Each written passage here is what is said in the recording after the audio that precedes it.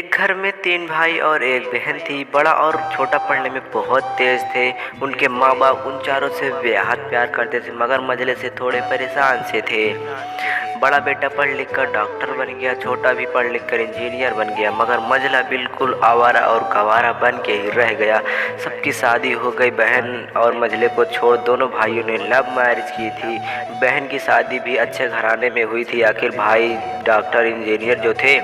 अब मझले को कोई लड़की नहीं मिल रही थी। पिताजी भी बोले बहुत परेशान और माँ भी परेशान। बहन जब भी माँ के आती सबसे पहले छोटे और बड़े भाई को मिलती, मगर मझले से कम ही मिला करती थी, क्योंकि वो ना तो कुछ दे सकता था ना घर पे जल्दी मिल सकता था। वैसे वह बिहाड़ी मजदूरी करता था, पढ़ लिख नहीं सका था तो यही काम था।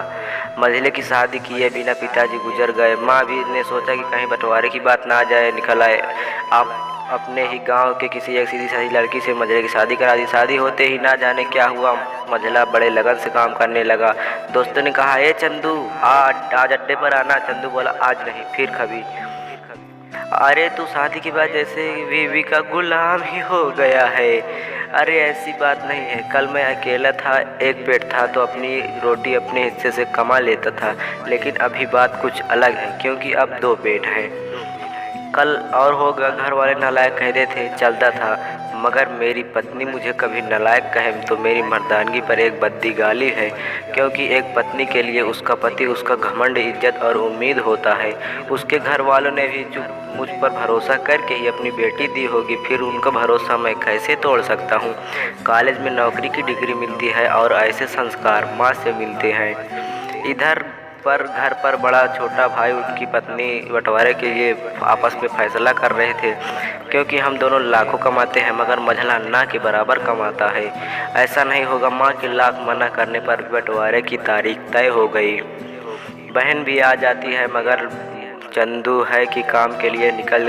उसके दोनों भाइयों ने उसे पकड़कर भीतर लाकर बोलते हैं कि आज तो रुक जा, बंटवारा कर ही लेते हैं। वकील कहता है, ऐसा नहीं होता, साइन करना पड़ता है। चंदू अपने भाइयों से कहता है कि तुम लोग बंटवारा कर लो, मेरे हिस्से में जो हो दे देना, मैं शाम को आकर अपना बड़ा सा अंगूठा चिपका दूंगा। बहन बोली, अरे बेवकूफ़, तू गवार का एक गवार ही रह गया।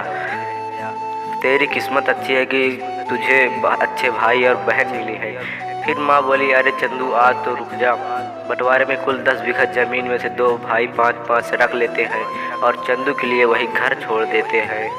तभी चंदू जोर से चिल्लाता है, अरे फिर हमारी चुटकी का क्या होगा, कौन सा है। 2 भाई हंसकर बोले, अरे मूर्ख, बंटवारा भाइयों में होता है, बहनों के हिस्से में तो सिर्फ उसका मायका ही होता है। चंदू कहता है, वो शायद पढ़ा लिखा ना होने में ही मूर्खता है। ठीक है, आप दोनों ऐसा करो, मेरे हिस्से की वसीयत मेरे बहन चुटकी के नाम कर दो। दोनों भाई चकित होकर बोलते हैं। चंदू माँ की ओर देखकर मुस्कुराते हुए बोलता है, मेरे हिस्से में माँ है ना, उसको मैं संभाल लूँगा। फिर अपने बीवी की ओर देखकर बोलता है मुस्कुरा के, क्यों चांदनी जी, क्या मैंने गलत कहा। चांदनी अपने सास से लिपट कर कहती है, इससे बड़ी वसीयत क्या हो सकती है मेरे लिए कि मुझे माँ जैसी सासू मिली और बाप जैसे ख्याल रखने वाला पति। बस यही शब्द थे जिन्होंने बंटवारे के सन्नाटे में बदल दिया। बहन दौड़कर अपने गवार भैया से गले लगते हुए रो रही थी, माफ़ कर दो भैया, मुझसे क्यों नहीं समझ आया कि आप कितने महान हो। चंदू अपने बहन से कहता है, इस घर में तेरा उतना ही अधिकार है जितना हम सब का है। माँ का चुनाव किया था ताकि तुम हम सब से हमेशा जुड़ी रहो, क्योंकि यह वही कोख है जहाँ हमने 9 महीने गुजारे हैं। माँ के साथ तुम्हारी यादों को मैं हमेशा चाहता हूँ। दोनों भाई दौड़कर मझले से गले मिले और रो रो कर कह रहे, आज सब कुछ तू ही बड़ा हो गया है। सबकी पलकों में पानी फेर दिया। सब फिर से एक साथ रहने लगे। जब लोग अनपढ़ थे तो परिवार एक हुआ करते थे। मैंने टूटे परिवार में अक्सर पढ़े हुए लोग देखे हैं। अगर आपको यह कहानी अच्छी लगी हो तो कमेंट में नीचे अपना ज़रूर बताएं लोग, और अगर ये वीडियो अच्छा लगा हो तो लाइक कीजिएगा, शेयर कीजिएगा, और ऐसे इंस्पायरिंग वीडियो के लिए सब्सक्राइब करें हमारा यूट्यूब चैनल। एंड धन्यवाद।